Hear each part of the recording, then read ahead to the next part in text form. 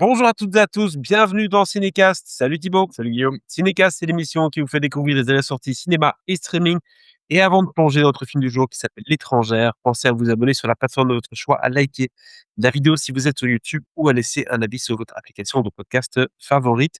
L'étrangère, ça sort donc le 24 juin en Belgique et en France. C'est un drame signé Gaïa Gigi, réalisatrice syrienne. Oui, Mali. donc c'est le deuxième long métrage. Deuxième long métrage, on va tout dire un petit peu son background après. Bon, j'ai pas plus d'infos que Tu ça, n'as hein. pas, tu C'est as pas son vu? deuxième film, D'accord. c'est une réalisatrice syrienne, voilà. Son premier était passé à Cannes, Ah je bah, l'avais quand pas même. vu, Ah donc non. voilà, et celui-ci ne l'était pas. Mais voilà, la Syrie, on n'a pas énormément de films qui viennent de là, Non. donc c'est une bonne chose. Avec, Zahra Amir, Alexis Mamanti et Am Waked. Alors de quoi ça parle ce film? Ça parle de Selma qui fuit la Syrie en laissant derrière elle un fils de 6 ans et un mari disparu. Arrivée à Bordeaux après un périple dangereux, elle enchaîne les heures de travail au noir alors qu'un nouveau combat commence pour obtenir le droit d'asile et faire venir son fils Rami. Selma fait bientôt la connaissance d'un avocat, Jérôme, et leur histoire d'amour va tout remettre en question. Alors on parle déjà d'amour dans le synopsis, je ne sais pas si c'était volontaire, mais voilà, on regarde tout de suite un extrait de bande-annonce. Mon mari est prisonnier politique en Syrie. Il est probablement mort. Qu'est-ce qui vous est arrivé? Un accident. Je travaille en face. Oui, je sais, oui. Mais rentrez. J'ai besoin d'un avocat. J'ai un fils qui est resté en Syrie. Je m'occupe du dossier de la migrante dont je t'ai parlé, là. Tu vas avoir le temps pour ça? Tout ce qui apparaît dans votre récit, ce courage, c'est ça qu'il faut raconter. Voilà, donc c'est une bande-annonce qui nous montre que cette femme a des ennuis, très clairement. Ah, bah, c'est pas tant qu'elle a des ennuis. Si, Ouais, un peu, hein. donc elle est en Europe depuis un moment. Mmh. Son problème étant que, elle est entrée en Europe, mais pas directement en France, hein. Rares sont les migrants qui arrivent en avion comme ça, pouf, où ils veulent. Non, c'est un parcours. Et donc le problème étant que les lois européennes font que, bah, en fait, si là, elle va entamer une procédure en France pour que son fils puisse être, rapatrié, hein, et donc la thématique du film, c'est le regroupement familial. Mmh. Parce qu'elle doit avoir son statut de réfugiée et cetera, pour faire venir son fils ensuite. Hem, Sauf que elle ne peut faire cette procédure que si, elle est arrivée en France, tu vois? Ouais.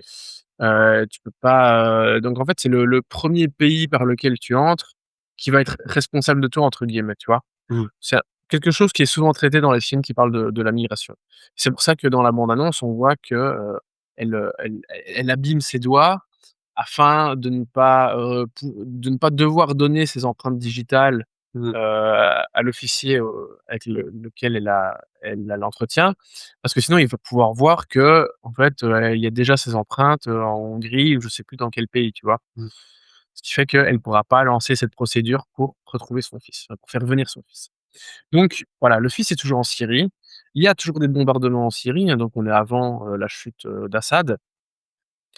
Et donc il y a toujours cette inquiétude, évidemment, ce stress non-stop de d'une part essayer d'arriver à s'installer, d'arriver à être, légal et légitime en France, de gagner de l'argent et puis de faire venir ce fils, qui est, toujours, sous les bombes tous les jours, quoi. Ouais, donc il y a la question de quand ce combat va se terminer, quand est-ce qu'on arrête d'être l'étranger, quand est-ce qu'on peut enfin commencer une nouvelle vie? Exactement, Ouais. exactement. Avec en plus ce point d'interrogation quant à son compagnon dont on sait pas trop, ce qu'il est advenu, hein. On l'entend là un peu dans la bande annonce. Elle suppose qu'il est mort, mais peut-être qu'il est dans une prison, peut-être qu'il est encore dans une prison d'Assad ou ailleurs, on n'en sait rien. Mmh. Voilà. Parce que ça aussi, ce qui le rôle du père, va aussi jouer évidemment, enfin la présence du père et l'existence du père, va aussi jouer un rôle dans tous ces dossiers, hein. Vu que tu dois tout raconter, tu dois tout justifier. S'il y a un parent en plus qui existe, qui est encore là, hein, que fait-on? Ouais. Et en plus, tu dois apporter des preuves de plein de choses. Enfin donc, quand on parle d'un pays d'hier, comment veux-tu apporter des preuves pour certaines choses? C'est compliqué. Donc voilà, le film parle un peu de ce parcours du combattant, d'essayer d'être reconnu en tant que réfugié, d'essayer de ramener un parent qui vient du pays en guerre et tout en travaillant au noir pour essayer de gagner de l'argent, d'essayer d'avoir un logement et cetera et pour se faire aider, elle va aller demander à un avocat qui travaille dans le cabinet qui est en face du resto dans lequel, du bar dans lequel elle bosse. Sauf que lui, bah, c'est un avocat d'affaires, hein, qui est pas du tout spécialisé, dans le droit de l'immigration et cetera. Mmh. Mais voilà, malgré tout, il va essayer de lui donner un coup de main parce que, bah, c'est quelqu'un qu'il voit tous les jours, parce qu'il prend un verre ou il mange un bout, dans ce resto. Donc il y a quand même ce truc très humain de se dire: «Bah, voilà, là, je peux faire quelque chose de concret, aider vraiment une personne par rapport à une situation. Bah, est-ce que je le fais ou pas?» Bien sûr, on se doute qu'il va le faire, il va le faire. Donc voilà, je trouve que la façon dont le récit est construit, c'est vachement bien, les personnages sont intéressants. Le personnage principal qui est incarné, par, Zahra Amir Ebrahimi, vraiment bien. Elle est toujours fantastique, hein, on en parle Ouais. souvent. On avait parlé de Tatami, on avait parlé de, merde, comment il s'appelle le film qui était à Cannes là? Holly, je sais plus quoi. Mais, voilà, c'est une actrice qui est très forte, qui Ouais. dégage quelque chose de fort, qui est très douée, qui est très juste. Donc, évidemment pour jouer, le rôle de cette, réfugiée syrienne, bah, elle est parfaite, quoi. Bah, c'est le genre de film où justement en soi tu es porté par des prestations qui viennent un peu renforcer forcément le côté dramatique et le poids du film. Mmh. Soit tu vas avoir une mise en scène qui va essayer d'être un peu dynamique, dans le sens, côté course contre la montre, il faut rassembler des éléments, nin vite, vite, vite. Est-ce qu'ils utilisent ça en termes de rythmique ou au contraire ils vont plutôt faire, entre guillemets, «l'approche» j'ai envie de dire traditionnelle pour ce type de film, c'est-à-dire, rythme plutôt lent avec un sujet tu sais, apporté de manière un peu mélancolique ou bien au contraire, ils vont le mettre un peu en mode, thriller, si je puis dire? Hem, de base, le rythme est quand même relativement, classique, je vais pas dire lent, tu vois? Mais oui, Mmh. c'est un film qui prend un peu son temps, mais en même temps, tu vois, il y a ce sentiment d'urgence qui est C'est présent ça. assez souvent, hein. Urgence, parce qu'il faut arriver au bout des différentes procédures, Ouais, hein, de ouais. se faire reconnaître, et puis de par le fait qu'elle s'abîme les doigts pour ne pas devoir donner ses empreintes digitales, en fait, elle entre dans une autre, catégorie de personnes, enfin, du coup, qui va la faire aller vers un autre type de procédure, qui est pas la procédure classique. Une procédure qui va être accélérée, Ouais. pour laquelle elle pourra moins se préparer et cetera. Donc tu as quand même ce sentiment d'urgence qui est présent de temps en temps, enfin assez régulièrement, hein. Le fils qui est sous les bombes, à un moment, elle est dans le resto, dans le bar, en terrasse, elle reçoit un coup de fil de sa mère, enfin, il y a son fils qui est là au téléphone et puis elle entend les bombes qui commencent à tomber. Donc tu as ce truc de: «Ah oui, il faut» Oui, oui. enfin, i même si ça peut être abstrait en tant que spectateur, même si on sait tous que c'est la guerre et cetera, mais je veux dire, tu es en plein Paris, voilà, Oui, mais tu la vois pas cette guerre c'est une réalité que nous on et quand connaît tu as pas ce coup de forcément. téléphone, Bien bah, sûr. ça rend le truc plus concret, tu fais: «Ah oui, Mmh. bon». En vrai, voilà, même si on sait quand même tous, la guerre on connaît, enfin on connaît non, on connaît pas Oui, mais on clairement, n'a hein, jamais connu et ça mais j'espère qu'on ne le connaîtra jamais, mais on n'a on en est jamais connu entouré, c'est omniprésent quand même on autour de n'a nous. jamais connu en tout cas nous le sentiment de Voilà, devoir s'exiler et voilà, exactement. ça c'est clair. Donc Et donc tu vois, ce utiliser ce genre d'outils, un bête coup de téléphone et que afin de te rendre la chose très concrète, mais voilà, c'est un bon ouais, procédé pour garder, le rythme, donner de c'est l'énergie au l'enjeu, film hein, ouais. et rendre les enjeux encore plus concrets, tu vois? Donc voilà, je pense que le rythme est pas du tout un truc lent, chiant, machin. Bien sûr qu'il y a des moments un peu d'accalmie, bien sûr que, bah, tu l'as un peu abordé dans la lecture du synopsis. Il va y avoir ce rapprochement avec l'avocat qui est intéressant, qui va proposer des temps un peu plus doux. Donc voilà, je trouve que le rythme est plutôt bien équilibré en réalité et qu'on n'est pas face à un truc, lent, classique de: «Ah, la guerre, ceci, cela, c'est un peu chiant», non. Je Non. trouve que le film arrive à éviter, ces écueils donc c'est pas mal. OK, très bien. Avais-tu d'autres personnes à relever dans le film? Parce que tu parles de Zahar Amir, Oui, qu'on a déjà parlé plusieurs fois. C'est vrai que c'est un nom qui revient souvent quand on parle de bonnes prestations dans les films en général, elle est dedans.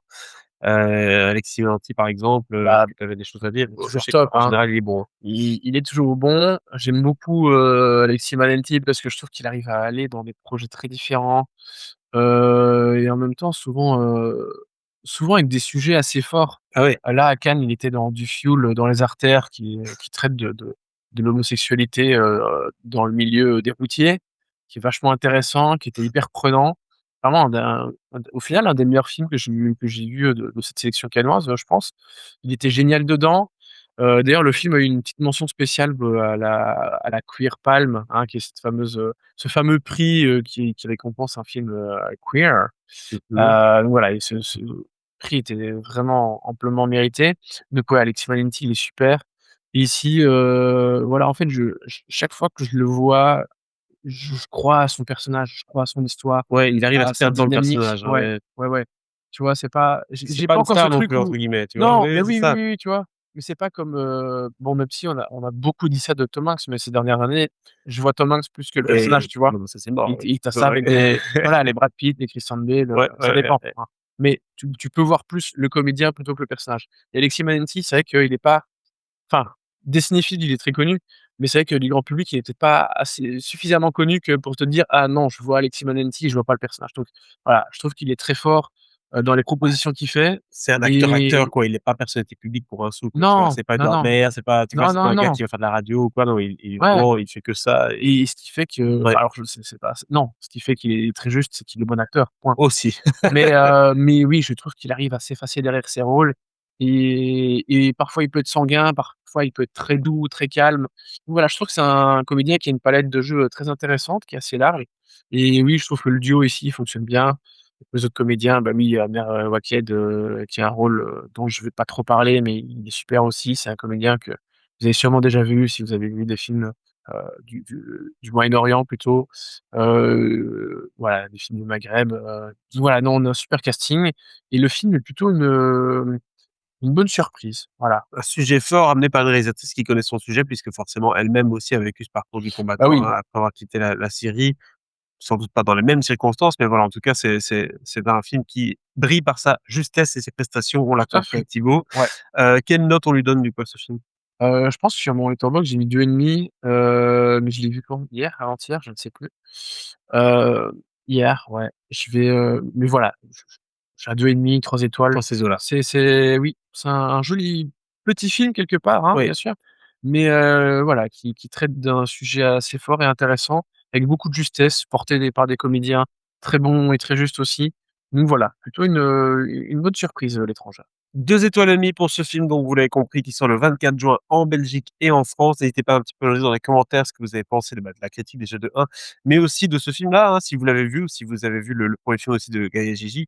On se dit à très, très bientôt pour de nouvelles critiques. Ciao, ciao. Ciao, ciao.